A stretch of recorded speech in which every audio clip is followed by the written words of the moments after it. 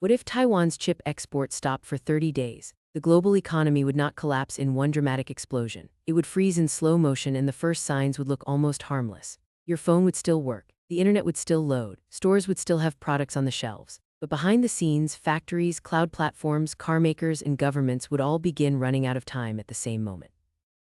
This is not a war story, and it is not science fiction. It is a realistic scenario built around one hidden dependency: the world's reliance on Taiwan for the most advanced chips on Earth.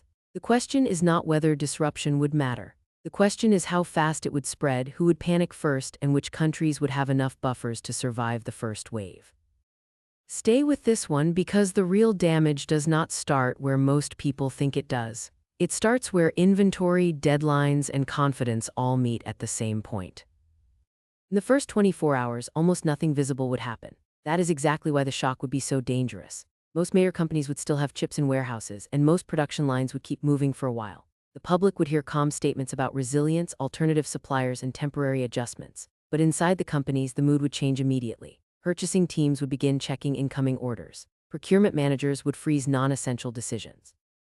Financial markets would react before the real economy does, because investors know the difference between today's revenue and next quarter's production. Semiconductor companies not tied to Taiwan would jump in value, not because the world suddenly needs more chips in general, but because scarcity would make every source of supply more strategic. At the same time, car makers, electronics brands, cloud providers, and industrial firms would be hit with the opposite reaction.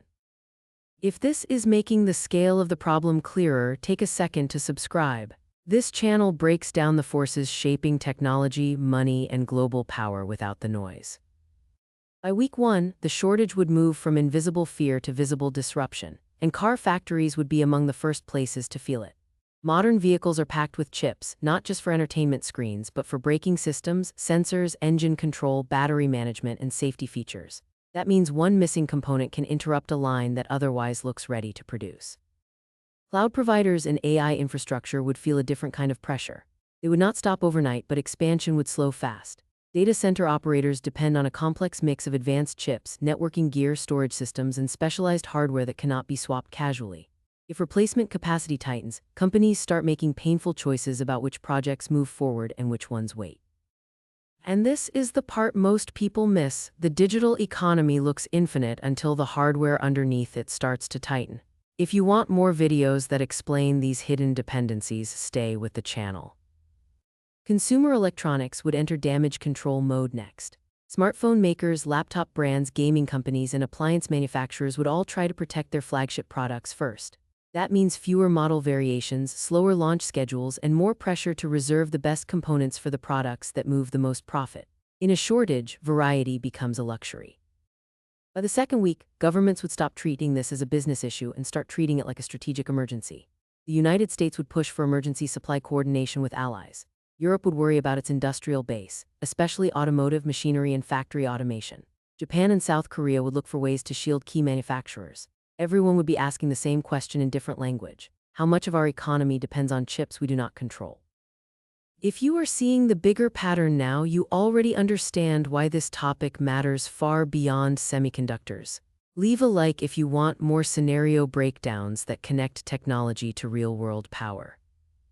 Europe would probably discover its vulnerability in the most painful way, through the sectors it thought were stable. Cars, machinery, industrial robots, logistics systems, and advanced manufacturing all depend on a steady flow of specialized chips.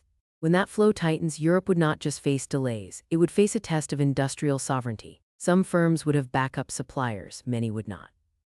By the end of the first month, the biggest winners would not necessarily be the most advanced economies. They would be the ones with options. Chip equipment makers, alternative foundries, and companies with large safety inventories could gain pricing power and political influence. Countries with domestic semiconductor capacity would recover faster. Economies with diversified suppliers would suffer less, and firms that had spent years preparing for disruption would suddenly look brilliant. Though if Taiwan's chip export stopped for 30 days, the first 24 hours would look calm, the first week would expose the bottlenecks, and the first month would reshape who has leverage in the global economy. That is the real story, not apocalypse, dependency, not collapse in one instant. Pressure across every layer of modern life until the weakest points finally give way. And once you see the system this way, you stop asking whether semiconductors matter. If you want more videos like this, subscribe and follow the channel, like the video, and leave a comment with the next scenario you want us to break down. Tell me which one you think would hit hardest: chips, energy, the dollar, or the internet. Because the most important shocks are rarely the loudest ones, they are the ones that seem manageable until the whole world discovers it built itself on a single hidden bottleneck.